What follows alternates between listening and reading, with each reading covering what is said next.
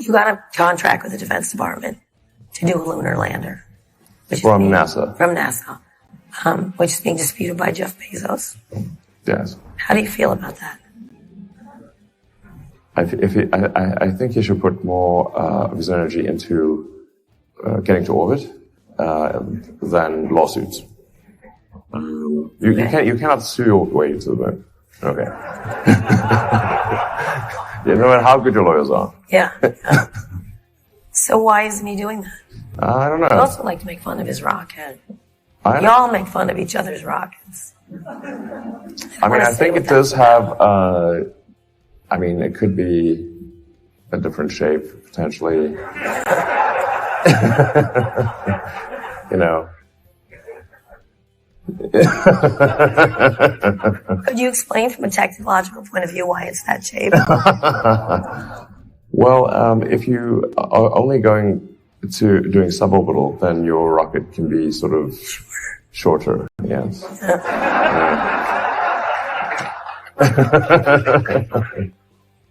So, have you called him and said, cut the shit, get bigger, or what?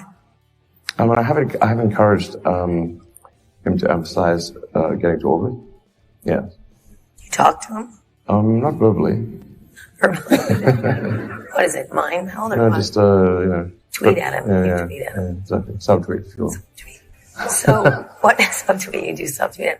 So what are you going to do with the lunar lander? And how do you get the moon base there? Yeah. So Starship is designed essentially as a general purpose transport system to anywhere in the solar system because it is a propulsive lander. And with a propulsive lander, you can land anywhere that's got a solid surface. And it's also designed for orbital refilling. So you can get the Starship to orbit and then send tanker flights to refill it so that it has tremendous delta velocity. Basically, it can go very far from Earth orbit because you can refill propellant. The moon base is important because? Well,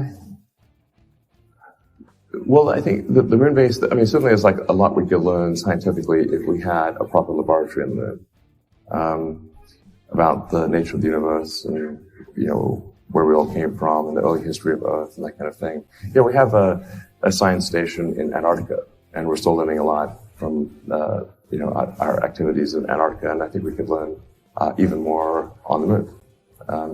So there's a lot of value, I think, to having I think it'd be just freaking cool. Come on. It's like, we gotta, humanity, you gotta represent here for humanity. Just have a base on the moon. I think everyone would be like, yeah, hell yeah, we got a base on the moon. That's cool. Yeah. For tourism? What do you think? No, so the science, I think, a lot can be learned if you've got a sort of a science station on the moon, like we've got a science station in Antarctica and many other places. I think there is value that shouldn't be denigrated for people who want to experience going to orbit or going to the moon. When they do so, I think to some degree vicariously we all go with them. When in the Apollo program, when they landed on the moon, it was just a handful of individuals on the moon, but we all went with them vicariously.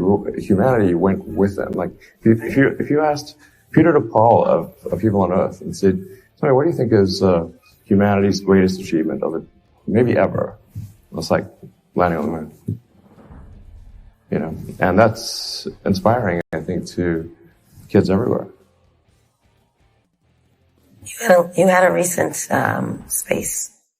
You sent up a bunch of civilians into space. You did not send yourself up. No, I've not sent myself up. I suppose I will at some point.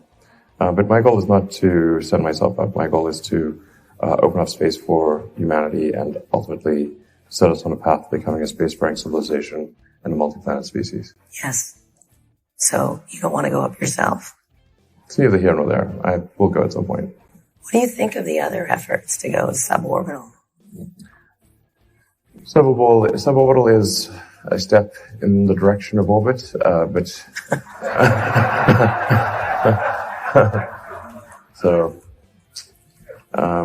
But just to put things in perspective, you need about 100 times more energy to get to orbit versus suborbit. And then to get back from orbit, you need to burn off that energy. So you need a heavy-duty heat shield because you're coming in like a meteor. Yes. So like orbit is roughly 2 orders of magnitude more difficult than suborbit. But it's still, good to do something in space. What did you think watching those? Both Richard Branson and Jeff Bezos doing that. I thought it was cool that they're spending money on the advancement of space. I think humanity wants to be, should want to be a spacefaring civilization and out there among the stars. And I think we really want, all these things that we see in science fiction movies and books, we want those to be real one day, not always fiction. Right. So I think it's good that people are spending their money advancing space technology. Jeff Bezos was here last night, and I asked him, what's the difference between what you're doing and what Elon Musk is doing? And he said, well, I think he used the word like-minded in the general sense of it, and then he went on to explain some differences. But he talked about, and correct me if I'm misquoting him, but I think he was saying, this is all about laying the foundations of being able to do greater things by getting the basic infrastructure of being able to reuse these rockets down right. Is that correct? Do you have a similar starting point from him and your thinking process? I think there's certainly some similarities of opinion. I think both Jeff and I believe that it's important for the future to be a spacefaring civilization, and out there, ultimately be out there among the stars. And I think that's the exciting, inspiring future that I think certainly people in this room want. I think what I say, multi-planet species, that's really what we want to be. It's not still being a single planet species, but moving planets. It's really being a multi-planet species, and having civilization and life as we know it extend beyond Earth to the rest of the solar system and ultimately to other star systems.